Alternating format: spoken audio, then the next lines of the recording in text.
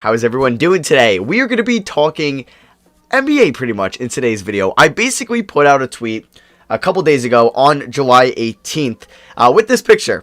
Production high, talent high, recognition low. And I asked, what NBA player is this? Basically a complex way of asking which NBA player is underrated. Now, a lot of people get the word underrated mixed up. People usually think that means they're bad, or excuse me, that means they're good, and overrated means they're bad, but that's not the case. You could say that the best player in the world is maybe like the top 10 player, ready? 10th best player in the NBA, you want to say it's like Lillard, or you want to say it's Embiid, somebody like that, right? 10th best player in the NBA could be overrated. Not meaning they're bad. No, we think they're a top 10 player in the NBA, but some people think they're a top 3 guy in the NBA, or a top 4 guy in the NBA. That's what makes a player overrated. And underrated is somebody that maybe is a top 10 guy, and maybe it's like an Embiid, Jokic, Paul George, Lillard, near that 10th spot, but people think he's a 25 to 30 best guy in the NBA, and that makes somebody underrated. It doesn't make somebody better than what they are or worse than what they are. It just means kind of what the public perception is on that said player. So I want to go through a bunch of the replies. If I actually go back here, I can see how many. We got 210 replies. We're going to go through a bunch, and I'm going to talk about maybe ones I agree with or completely disagree with. All right, so the first one I think was the number one player that came to my mind, and that's what Sneaky B and a bunch of other people who said TJ Warren. He said dude's efficiency is unreal, was knocked as a horrible defender prior to joining the Pacers, but much like Bojan Bogdanovic, Dan Burkott threw to him. TJ is consistent, but he quietly adds stats, will casually drop 18 on what seems like a quiet game. I personally agree. I think TJ Warren is one of the better small forwards in the NBA. Me calling him underrated and not getting a lot of recognition doesn't mean I'm saying he's a top 5 small forward. No, I don't think he's in the same area as LeBron, Kawhi Leonard, Paul George, Giannis Antetokounmpo, whatever you count him, if you count him as a small forward. I don't think he's in that category, no, but I think he's a lot better than what the public perception is. I think he's a very good scorer, shooter, inside, mid-range. At the rim, I think he's incredibly underrated, and it doesn't help that he's been playing in smaller markets throughout his career. He played at NC State, and then he played in Phoenix, now Indiana. It's not like he's playing for these major teams, but TJ Warren, I want to see, he's probably closer to, I would say, maybe a Gordon Hayward. I would say you ask people who's better, Gordon Hayward or TJ Warren, it'll be like 90-10. And I think it should be a little bit closer than that. Or I bet if you ask some people, Andrew Wiggins or TJ Warren, a lot of people are going to use that name value of Andrew Wiggins just because he was a former number 1 overall pick over TJ Warren. So I do agree. I think TJ Warren might be the perfect guy from this picture. He just doesn't get a lot of recognition, and his production and talent is definitely there and what you want from a small forward. Yeah, Pelt Dog said TJ Warren as well. I'm going to go through, Matt Cook, Drew Holiday, another guy that comes to mind. I think he's criminally underrated. I think if you ask some people, especially on social media, wow, can't pronounce that, who's better, who's the best player of the 3, Drew Holiday, Zach LaVine, or D'Angelo Russell, I think a lot of people are going to put Drew Holiday at their lowest player, and I think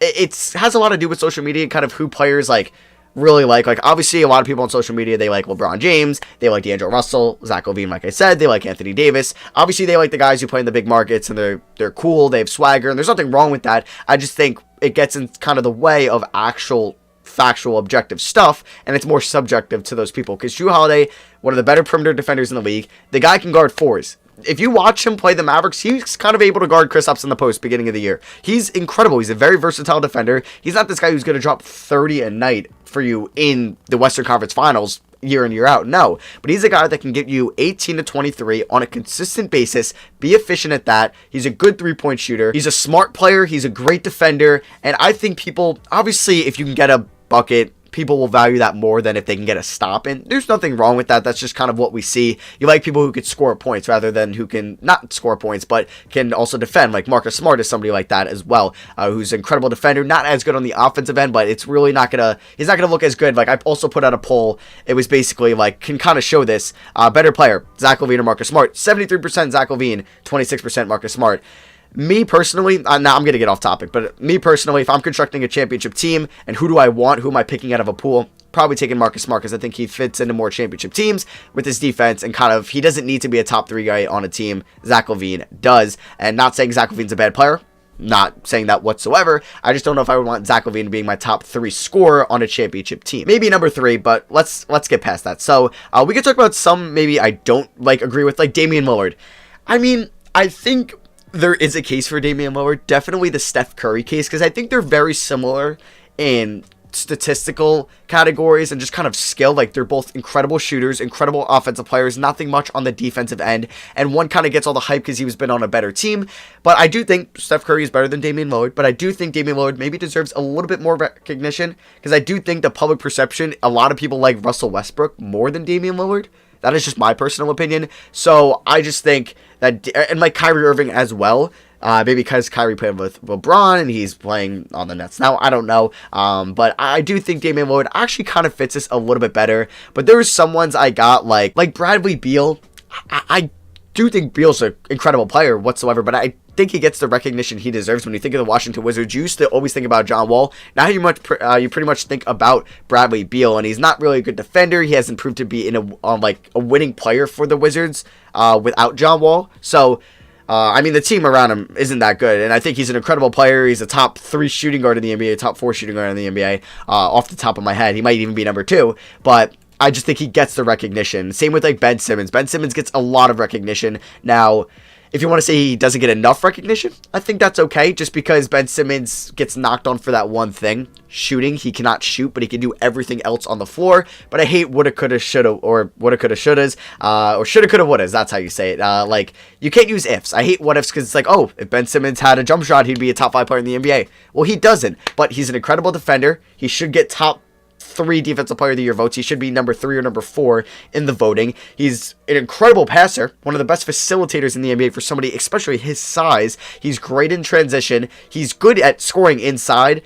It's just the one thing is he can't shoot. So maybe people think he's a little bit worse of a player due to that. But see, that's one like on the fence. Definitely. It's skills, he says. Norman Powell, and I think I could also agree on Norman Powell. He was incredible this season. I want to compare Norman Powell to Tyler Hero, who also social media loves, and like I said, there's nothing wrong with that. It's just like, obviously Tyler Hero was a rookie, but this season I think a lot of people would be like, oh, Hero was definitely better. He was not, and pretty much Norman Powell, we can look at per 100 possessions.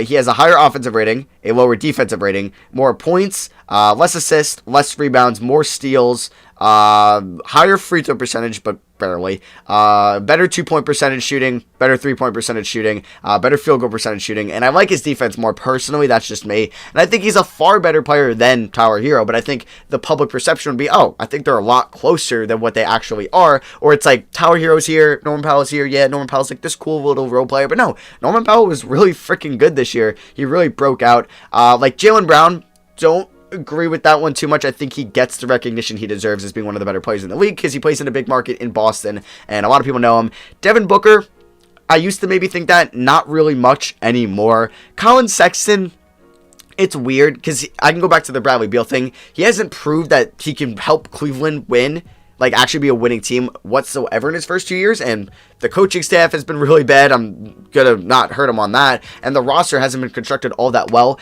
but hypothetically, you get somebody that's getting a lot of recognition, like Donovan Mitchell, right? You put him on the Cavs, I would think they would be more of a playoff team than the Cavs would be with Colin Sexton. That is just my personal opinion. So I need to see Colin Sexton actually help that team win games before they can get that recognition. So I think if they are considered underrated, they might deserve to be properly rated if you think they're underrated, if they're not helping their team win and go to the playoffs. So that is just my opinion right now.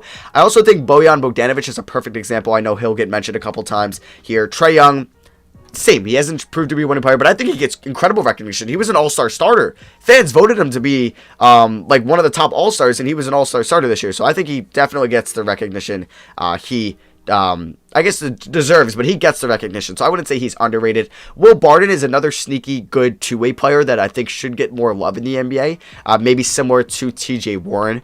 Chris Middleton, I would say that he's getting a lot of love recently on social media. I know Bleacher Report put him as their 10th best player of the 2020, but no, I could say he deserves a little bit more recognition. Yeah, I could say so. Not maybe as much as Jimmy Butler, because Jimmy Butler's been doing it for the past couple years, but somebody maybe like Brandon Ingram or Jason Tatum, they get a lot more hype. Maybe it's because they're younger, they maybe have more swag on the court, stuff like that, and that's why they get more love and popularity, and they play in, well, I guess New Orleans isn't that much bigger, but it's bigger than Milwaukee. But I can get Chris Middleton when you compare him to other small forwards such as Jason Tatum or Brandon Ingram. Not saying he's better than those players, but I'm just saying he doesn't get as much hype. Just maybe either the market or just how kind of social media and the internet perceives them. LeBron, No, just no. Caris Overt, another player I can get behind. I think maybe he's going to be behind the shadow of Kyrie and KD. He was kind of behind the shadow. I feel like Dinwiddie gets talked about a lot in Brooklyn, but I think Levert deserves some more credit as well. That game against Boston at the end of the year is kind of something we could see from Levert. Obviously, he's not going to score 50 on a nightly basis, but he has a chance to score 20 plus consistently in the NBA, but he hasn't been healthy. That's the one knock on Caris Levert. Tua Parker, he specifically puts in George Hill, who I think is a great example. I think he deserves more credit. He's efficient. He's smart. He didn't hit that free throw for the Cavs in the 2018 finals, but besides that, he's smart. He's super efficient. He's a great defender, and he's a veteran. He's 33? He might be 34 now. Well, let me Google it. Yeah, he just turned 34, so he's fairly up there, but he's still playing. I think he deserves some top 30 point guard recognition. You might even say top 20 for a championship team. Like if you have, let's say you're building a team around LeBron James, right? And you want to add complementary pieces, you can add an efficient defender. I think that's pretty good. Somebody who's efficient on the offensive end, smart player. I know he played with LeBron.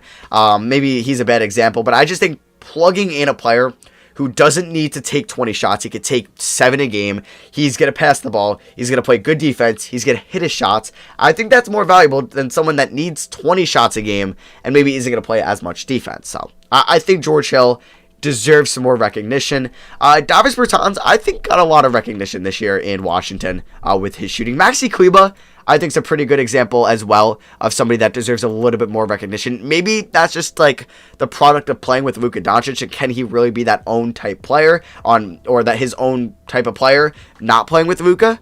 I just don't personally know that, obviously, because we haven't seen him without Luka to a big sample size to really agree with that. D'Angelo Russell, I personally disagree with that. I think he gets a lot of recognition, and I think that overrates him. Like I said, doesn't mean he's a bad player. I just think people kind of rate him higher than what he should be. Like, you want to say I'm just throwing out numbers, the 10th best point guard in the league. You might think he's 5, you might think he's 15. I'm just saying 10th for this. But I think maybe people can perceive him as the 7th or 6th best point guard. And if he's actually the 10th, that means they're overrated. Okay?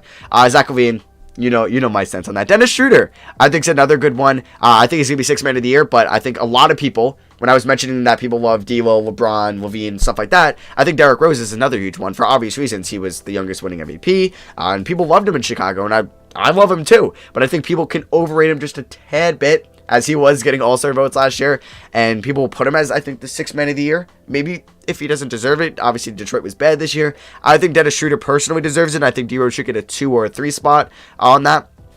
That's just my opinion. Monte Morris, I would say last year, I think he not regressed, but he had kind of a down year this year. Gallinari, another guy. He's been good for so long. He has, but I don't know. I feel like he's been just as good as maybe Kevin Love some years. Cavs Kevin Love. But the fact that Kevin Love plays with LeBron, he gets a lot more recognition. Obviously, though. But I just think that's another thing. A lot of people saying Beal. Maybe I was wrong on Beal. Maybe that's just my perception. Obviously, I don't speak for the public. I don't speak for objective NBA scientists. This is just my personal opinion. So you might disagree with me, and that's perfectly fine. That's kind of what the NBA is subjective when it comes down to it. Yes, obviously you could say that LeBron is Ingles, and that's an objective take. Obviously he's clearly better, but a lot of these rankings and kind of what you think on these kind of on-edge players, like if you think someone's underrated, usually that's a subjective point of view. John Stockton, okay, somebody gave me a vet. This I could disagree with. I think some of these, I personally disagree with LaVine, Cat, maybe Booker, not as much as these two, but I disagree with LaVine and Cat. I think they definitely get the recognition. Warren, I've talked about. De'Aaron Fox, I think, is another player. Maybe it's because he plays in Sacramento, and they were good last year. The Kings, obviously, they were in a above 500 team, but they would have made the playoffs in the Eastern Conference, I believe, and I think Fox was the best player and led them to above average offense. This year, they were very injury riddled, and I think he's a top 10 point guard 100%. I think there's a clear debate to have him above D'Angelo Russell, but I don't know if people would personally agree with that. That is just my opinion. But I disagree with some of these. I think Cat gets the recognition. He gets the recognition. His production's up there. His talent's up there. But I think his recognition's also up there. So yeah, that is just my opinion. There was 211 of these. So obviously I'm not going to go through all of them. But yeah, those are just ones I kind of wanted to talk about. If somebody says like LeBron or Kawhi Leonard or Giannis Antetokounmpo, obviously they get the recognition they deserve. And they're not underrated, because this is basically just a complex way of saying underrated. But guys like Dylan Brooks, TJ Warren, De'Aaron Fox, Bojan Bogdanovic, and a bunch of others that I mentioned in this video, and still others that I probably didn't even see on this list that probably deserve some more recognition. Either it's maybe just kind of breaking out kind of quietly this year, playing in a smaller market, or just maybe not being like the most fun player to watch, but he's still really good when you look at the numbers and kind of how they play on the floor. Let me know what you guys thought of the video in the comment section below. Let me know if you agree with anything I said, disagree, or maybe drop me your most underrated player in the NBA, maybe a player that I didn't talk about in this video, or you can maybe disagree with anything. If you think some people will say, I don't know, Al Horford is still underrated. Obviously, a contract makes somebody overrated in these days, but you know what I mean. Just let me know in the comments, maybe someone that's overrated or underrated, and we can have a discussion in the comments below. But yeah, thank you all for watching. Drop a thumbs up if you guys enjoy. I love you guys, and I'll see you guys next video. Peace.